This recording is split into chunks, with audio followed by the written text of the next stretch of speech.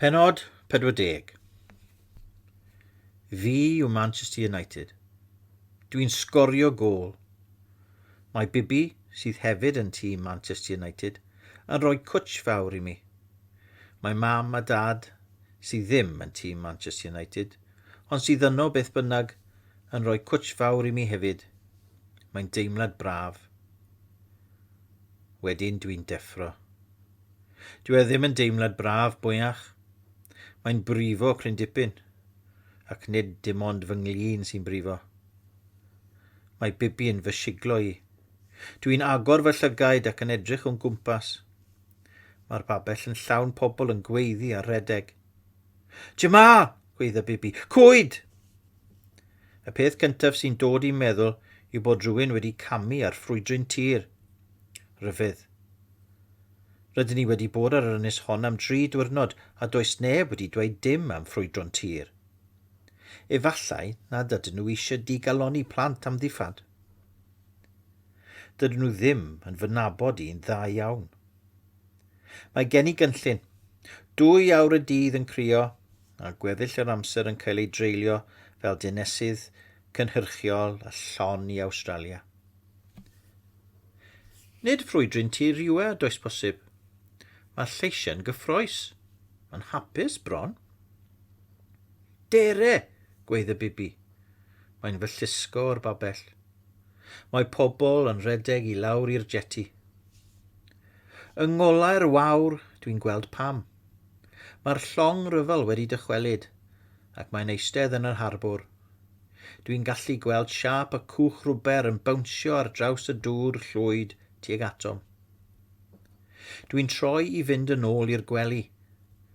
Wedyn, mae syniad yn fy nharo. Rhaid ei bod yn dod yn ôl ar rai a lwyddodd I oroesi. 3 bachgen yn ei arddegau, medd Rashida. Efallai bod y bechgyn wedi siarad â mam a dad tra oedd y cwch yn suddo. Efallai bod ganddyn nhw neges I mi a Bibi. Gan hercian yn araf, dwi'n gadael I Bibi fy arwain I lawr i'r jeti. Mae pobl yn dringo o'r cwch rwber. Mae pobl eraill yn chwerthin ac yn crio. Rhaid fy mod i'n dal rhwng cwsg ac effro. Dwi ddim yn deall pwy yw'r holl bobl yma.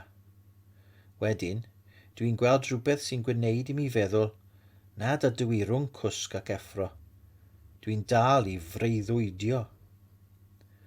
Omar yn cyfleidio teulu dagreol, teulu mawr dagreol, yn crio ac yn chwerthin. Mae'n fy ngweld I ac yn edrych braidd yn swil. Dyma'r teulu mawr o'n i'n sôn wrtho ti amdanyn nhw, meddef. Wedyn, mae'n troi yn ôl i'w cyfleidio eto. Dwi'n syllu. Maen nhw yno, go iawn. Nesaf atyn nhw mae dyn o'n pabell ni'n siarad â swyddog o lynges Awstralia. Yn sydyn mae'r dyn yn beichio crio ac yn syrthio'n swp ar y jeti. Na, llefa wrth yr swyddog geisio ei helpu sefyll. Dwi ddim eisiau byw, ddim hebddyn nhw.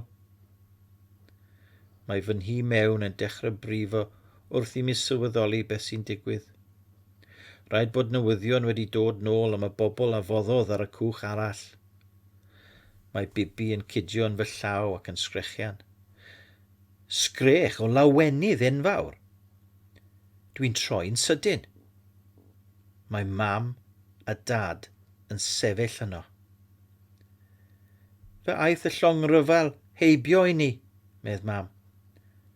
Ond wedyn, fe lwyddo nhw i'n gweld ni. Mae Bibi yn ei thaflu ei hun atyn nhw. Dwi'n methu symud.